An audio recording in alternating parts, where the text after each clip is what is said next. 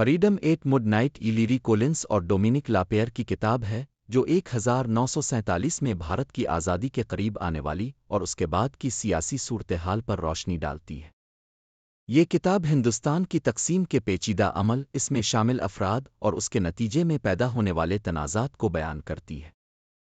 اس میں صرف تاریخ کے بڑے حصے کو نہیں بلکہ ان لوگوں کی ذاتی کہانیاں بھی شامل ہیں جنہوں نے ملک کے مستقبل کی تشکیل میں اہم کردار ادا کیا۔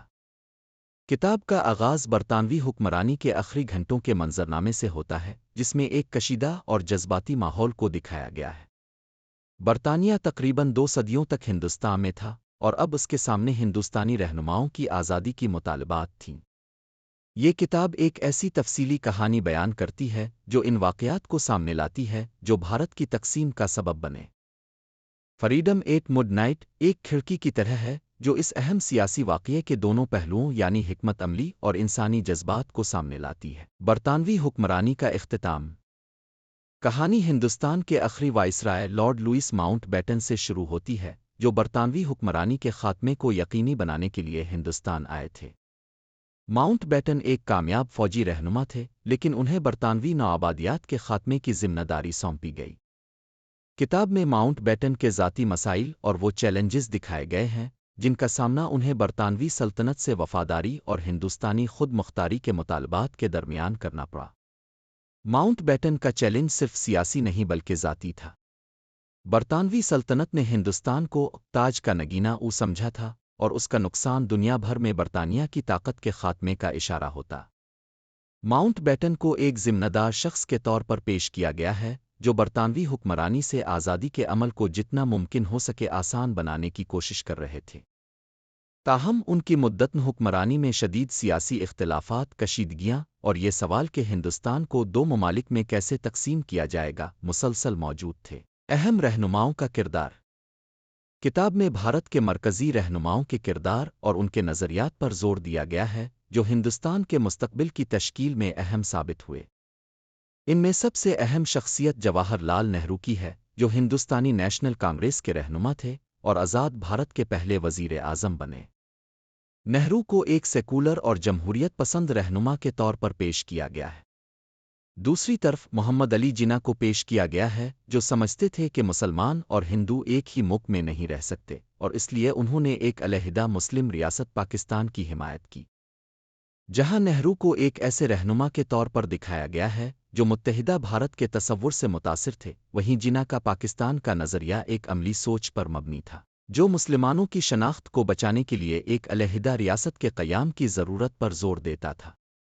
کتاب میں جناح کی شخصیت کو تفصیل سے دکھایا گیا ہے جس میں ان کی مضبوطی اور عزم کے پہلوؤں کو اجاگر کیا گیا ہے، لیکن یہ بھی دکھایا گیا ہے کہ ان کی تقسیم کے لیے مضبوطی نے ایک بہت بڑی آبادی کی نقل مکانی اور خونریزی کا سبب بنی۔ گاندھی جی جو قوم کے والد تھے بھی فریڈم ایٹ مڈ نائٹ میں اہم کردار ادا کرتے ہیں۔ کتاب میں دکھایا گیا ہے کہ گاندھی جی کس طرح بڑھتی ہوئی فرقہ وارانہ تشدد اور تقسیم کو دیکھ کر گہرے غم میں ڈوبے ہوئے تھے۔ وہ جو ہمیشہ عدم تشدد اور اتحاد کے حامی تھے، وہ اپنے خوابوں کے ٹوٹنے سے بہت زیادہ متاثر ہوئے۔ تقسیم، کڑواہٹ۔ کتاب کا سب سے درمی اور غمگین حصہ 1947 میں ہندوستان کی تقسیم سے متعلق ہے۔ سب برطانوی حکمرانوں کی جانب سے اس فیصلے کو بہت جلدی اور جلد بازی میں لیا گیا تھا اور اس کے تباہ کن اثرات تھے۔ ماؤنٹ بیٹن کی قیادت میں برطانویوں نے تقسیم کا منصوبہ پیش کیا لیکن یہ واضح تھا کہ یہ تقسیم سیاسی ضرورتوں کے تحت کی گئی تھی نہ کہ عوام کی فلاح کے لیے سوچ سمجھ کر۔ جب ہندوستان اور پاکستان کی سرحدوں کا تعین کیا گیا تو لاکھوں لوگ اپنے گھروں سے بے دخل ہوئے۔ وہ ہندو اور سکھ جو اب پاکستان کے حصے میں آ گئے تھے ہندوستان آ گئے اور جو مسلمان ہندوستان میں رہ گئے تھے وہ پاکستان منتقل ہو گئے۔ یہ نقل مکانی بہت خونریزی کے ساتھ ہوئی کیونکہ ہندو، مسلمان اور سکھ کے درمیان عرصے سے موجود فرقہ وارانہ کشیدگیاں اس خونریزی کا سبب بنے۔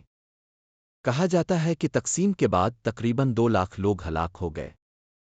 کتاب میں ان افراد کی ذاتی کہانیوں کو بیان کیا گیا ہے جو اس خونریزی کا شکار ہوئے تاکہ اس المیے کو انسانی سطح پر سمجھا جا سکے۔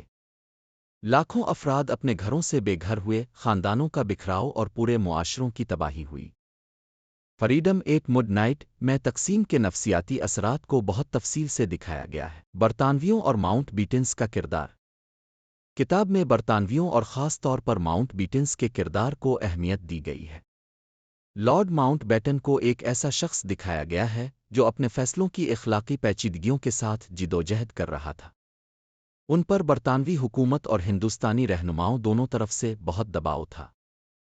کتاب میں یہ بھی دکھایا گیا ہے کہ ماؤنٹ بیٹن کے فیصلوں نے تقسیم کے بعد ہونے والی کشیدگی میں اضافہ کیا۔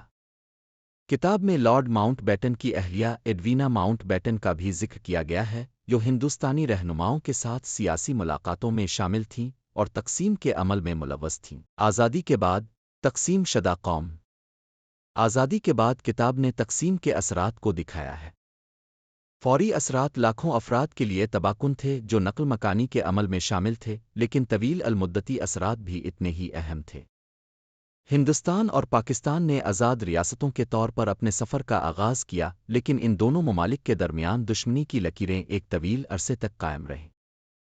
تقسیم کی یادیں، اس کے تشویشناک اثرات اور تقسیم کی خونریزی آج تک دونوں ممالک کے درمیان کشیدگی کا سبب بنی ہوئی ہے۔ فریڈم ایٹ مڈ نائٹ صرف ہندوستان کی آزادی کی تاریخ نہیں ہے، بلکہ یہ سیاسی فیصلوں کی انسانی قیمت کا ایک گہرا پیغام بھی ہے۔ نتیجہ: فریڈم ایٹ مڈ نائٹ 1947 کے اس اہم سال کی طاقتور کہانی ہے جب ہندوستان نے آزادی حاصل کی، مگر اس کے ساتھ بہت زیادہ نقصان بھی ہوا۔ یہ کتاب سیاسی رہنماؤں کی شخصیتوں اور ان کے فیصلوں کی گہرائی سے تفصیل فراہم کرتی ہے اور تقسیم کے انسانی اثرات کو ایک دلخراش حقیقت کے طور پر سامنے لاتی ہے۔